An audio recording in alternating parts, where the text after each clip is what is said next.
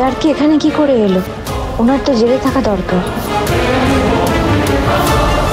প্রিয়রঞ্জন কাঞ্জিলাল, তুমি আবার কোনো চাল চেলেছ, তাই তো?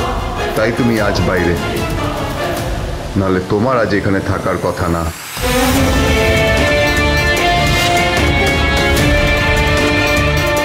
এবার নিশ্চয়ই একটা তুলকালাম হবে। ও ছাড়া পেল কিভাবে?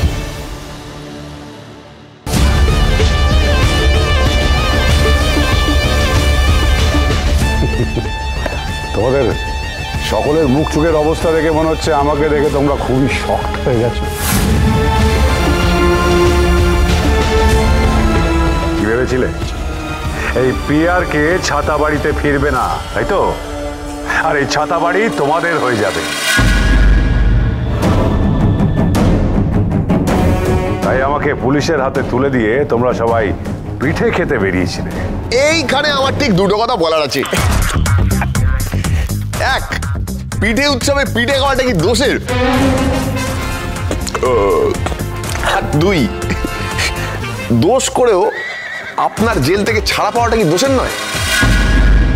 তাই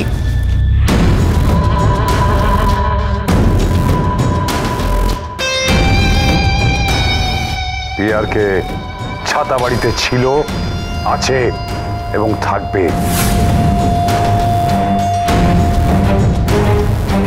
তোমাদের কারুর ক্ষমতা নেই আমাকে এখান থেকে সরাবার।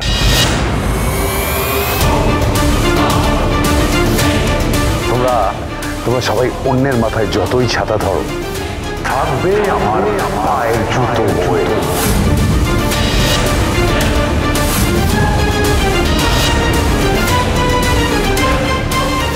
ঘড়ির কাঁটা উল্টো দিকে ঘুরবে না, সোজাই ঘুরবে।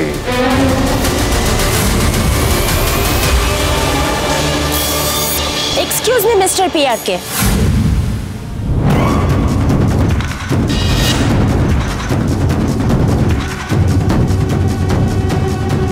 ঘড়ির কাঁটা তো উল্টো দিকেই ঘুরেছে, না হলে আপনার মতো একজন বিখ্যাত মানুষ কখনো সারা রাত লকআপে থাকে?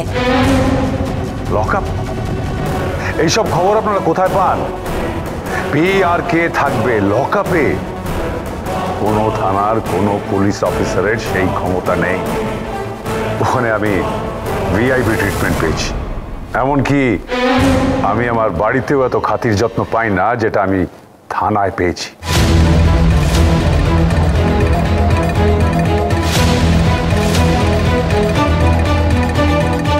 আর আমার খাবার এসছে আমার পছন্দের রেস্টুরেন্ট থেকে। আপনার বিরুদ্ধে অভিযোগটা কি ছিল? ছাতা চুরি।